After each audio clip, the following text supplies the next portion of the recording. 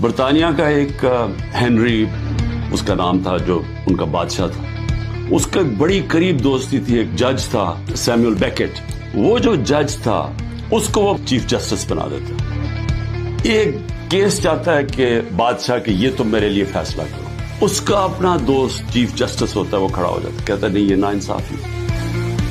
اس کو دھمکیاں دیتا ہے، ڈراتا ہے، دھمکاتا ہے، دوستی جتاتا ہے۔ سیموئل بیکٹ کہتا ہے میں